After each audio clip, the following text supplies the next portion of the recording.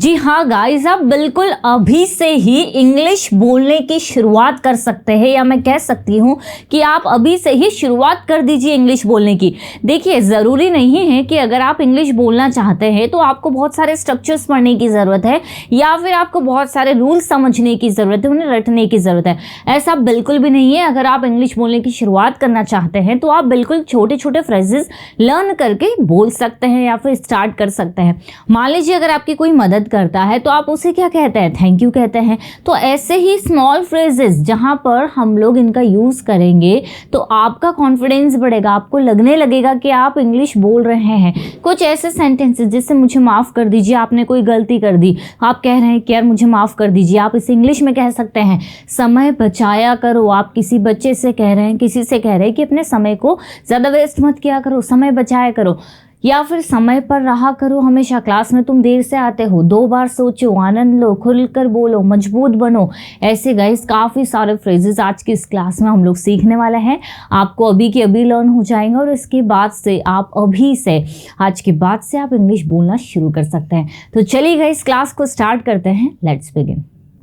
Guys देखिए, अब हम ऐसे सेंटेंसेस जो है लर्न करते चलेंगे, सीखते चलेंगे, समझते चलेंगे।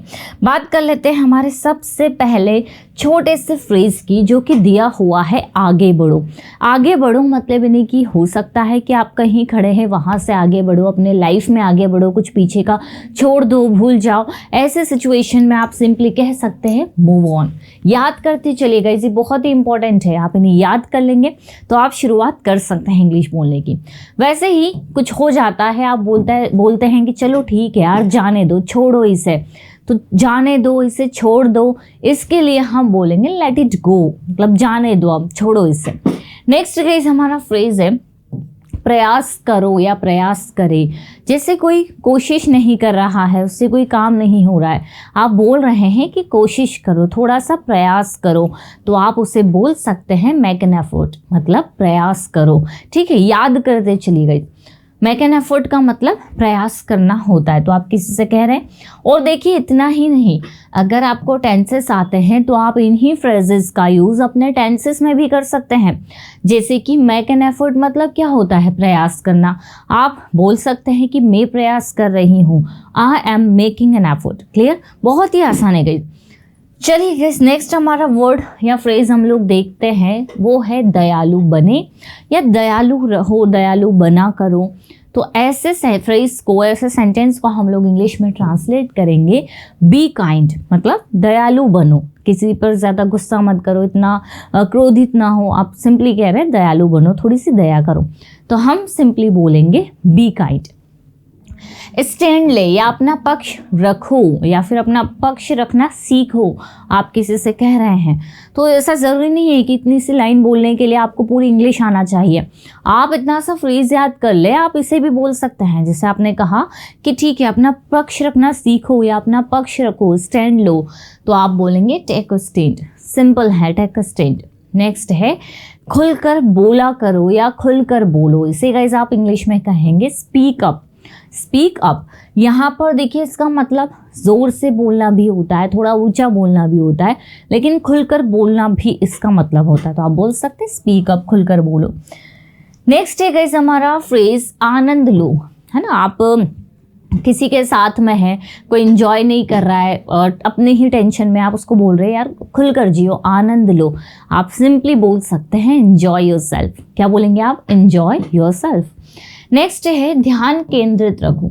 कोई फोकस नहीं कर पा रहा है अपने काम पर, आप उसको बोलना चाह रहे हैं कि यार थोड़ा सा फोकस करो, अपने ध्यान को केंद्रित करो।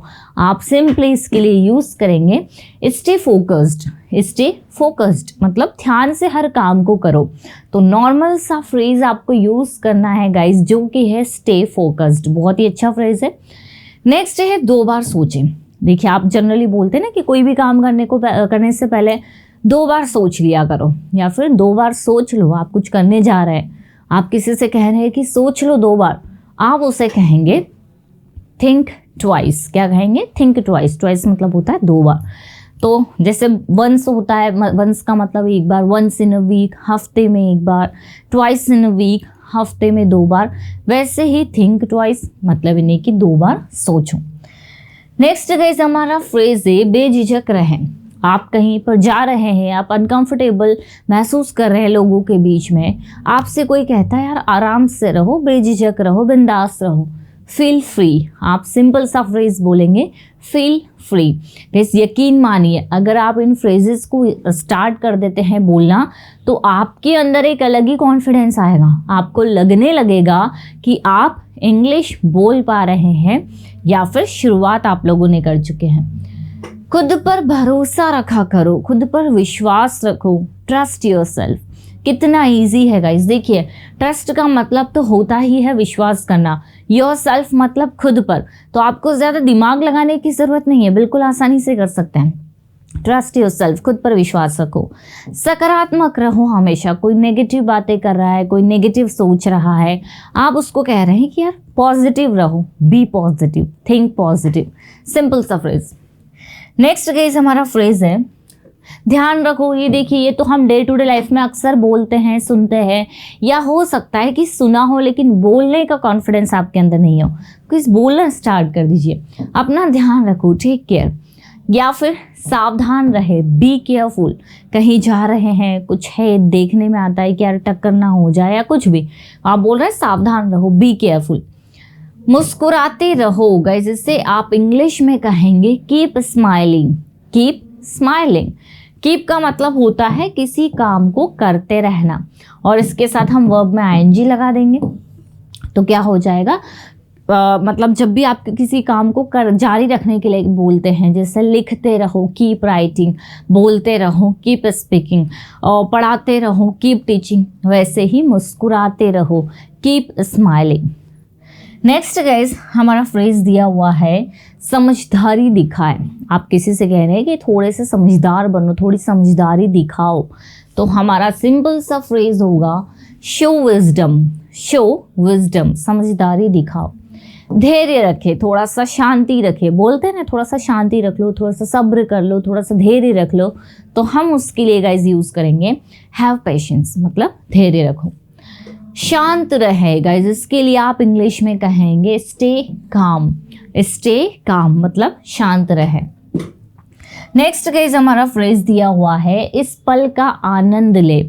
आप इसे इंग्लिश में कहेंगे enjoy the moment, enjoy the moment. कोई किसी पार्टी में है, कोई ऐसे मोमेंट पर है जहां उसे एंजॉय करना चाहिए लेकिन वो कुछ और ही सोच रहा है, तो आप बोल रहे हैं यार सब छोड़ दो, सब छोड़ो, इस पल का आनंद लो, एंजॉय द मोमेंट, इस पल का आनंद लो।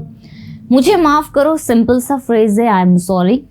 नेक्स्ट है आशीर्वाद दे, गिव ब्लेसिंग्स। गिव मतलब होता है देना, और गाइस आशीर्वाद को हम लोग ब्लेसिंग्स कहते हैं, तो आशीर्वाद दे इसका इंग्लिश हो जाएगा गिव ब्लेसिंग्स। नेक्स्ट है गाइस आगे बढ़े, मूव फॉरवर्ड। आप जिसे मूव ऑन का यूज़ करते हैं वैसे ही आप मूव फॉरवर्ड का यूज़ भी कर सकते हैं। जिम्मेदारी ले, जिम्मेदारी उठाए, जिम्मेदारी निभाए, तो आप इसे इंग्लिश में कहेंगे टेक रिस्पॉन्सिबिलिटीज़। देखिए एक है तो रिस्पॉन्सिबिलिटी, बहुत सारी है तो रिस्पॉन्सिबिलिटीज़ का यूज़ करेंगे आप लोग। ईमानदार बने, आप किसी से कह रहे हैं कि यार थोड़े से ईमानदार बनो, ऐसे काम मत करो, बी ऑनेस्ट। ये देखिए सिंपल सा फ्रेज है टेक रिस्पॉन्सिबिलिटीज़, बी ऑनेस्ट। बिल्कुल आपको सिर्फ एक बार पढ़ने की ज़रूरत है गाइस। नेक्स्ट हमारा फ्रेज है प्यार फैलाए हर जगह, तो स्प्रेड, स्प्रेड का मतलब होता है फैलाना, स्प्रेड लव, प्यार फैलाए। नेक्स्ट है ध्यान से सुने, लिसन केयरफुली। आप कहीं हैं किसी से कह रहे हैं कि यार कोई कुछ बोल रहा है, ध्यान से सुन लो, प्लीज़ लिसन केयरफुली। तो ऐसे फ्रेजेस आप कहीं भी यूज़ कर सकते हैं, आप चाहे पार्टी में हैं, आप अपने दोस्तों के साथ हैं, आप घर पर हैं, इन फ्रेजेस से इंग्लिश बोलने की शुरुआत गाइस हो सकती है। फिर से प्रयास करें, दोबारा कोशिश करें, आप बोलेंगे try again, try again. Next है इसे पूरा कर ले, make it happen, make it happen. समय पर रहे, बी पंक्चुअल। कोई समय पर नहीं आता है, पंक्चुअल नहीं है गाइस। पंक्चुअल का मतलब होता है समय का पाबंद होना। आप किसी से कह रहे हैं समय के पाबंद बनो, आप सिंपली बोलेंगे बी पंक्चुअल। स्वस्थ रहे, स्टे हेल्दी, स्टे हेल्दी। कोई बीमार है, अपना ध्यान नहीं रखता है, तो आप बोल के आ सकते हैं स्टे हेल्दी, हमेशा स्वस्थ रहे। नेक्स्ट गाइस हमारा फ्रेज है विनम्र रहे, स्टे हम्बल। विनम्रता दिखा या आप बोल सकते हैं विनम्र रहे, तो आपका फ्रेज होगा स्टे हम्बल। मदद करे, लेंड अ हैंड। समय बचाए, सेव टाइम। गाइस बहुत ही इजी फ्रेजेस है ये। नेक्स्ट है मजबूत बने, स्टे स्ट्रॉन्ग। देखिए स्टे से हमने कितने सारे फ्रेजेस बना लिए। तो मजबूत बने, स्टे स्ट्रॉन्ग। आभारी बने, कोई आपकी मदद करता है, आप उससे थैंक यू नहीं बोलते हैं, तो कोई बोल रहा है यार आभारी बनो, मतलब कोई अगर कुछ कहता है उसका धन्यवाद दो, उसके लिए आप कृतज्ञ रहो। तो बी ग्रेटफुल, आभारी बने। मुझे माफ़ कर दो। गाइस इसके लिए हम आई एम सॉरी का यूज़ तो करते ही है। गाइस फॉरगिव का मतलब भी होता है माफ़ कर देना। तो फॉरगिव मी, मुझे माफ़ कर दीजिए या मुझे माफ़ कर दे। सो गाइस ये कुछ ऐसे फ्रेजेस हैं जिन्हें आप सीख लेते हैं तो यकीन मानिए आप अपनी डे टू डे लाइफ में इनका यूज़ बहुत ही आसानी से कर सकते हैं। कुछ आपको ग्रामर के स्ट्रक्चर्स पढ़ने की ज़रूरत नहीं है। आई होप गाइस ये सारी चीज़ें आपको अच्छे से समझ में आई होगी। अगर आप कोई पेड कोर्स करना चाहते हैं, स्पोकन एक्टिविटीज़ में पार्टिसिपेट करना चाहते हैं, तो आप हमारी एप्लीकेशन है पर्सोना इंग्लिश और इंग्लिश विद खुशी, उसे डाउनलोड कर लीजिए। वहाँ पर आपको सारी इन्फॉर्मेशन मिलेगी कोर्स से रिलेटेड। ज़्यादा इन्फॉर्मेशन के लिए आप इन नंबर पर कांटेक्ट कर सकते हैं। और गाइस अगर वीडियो अच्छा लगा है लाइक ज़रूर करिएगा। मिलते हैं हम लोग अपनी नेक्स्ट क्लास में। Till then bye bye, take care.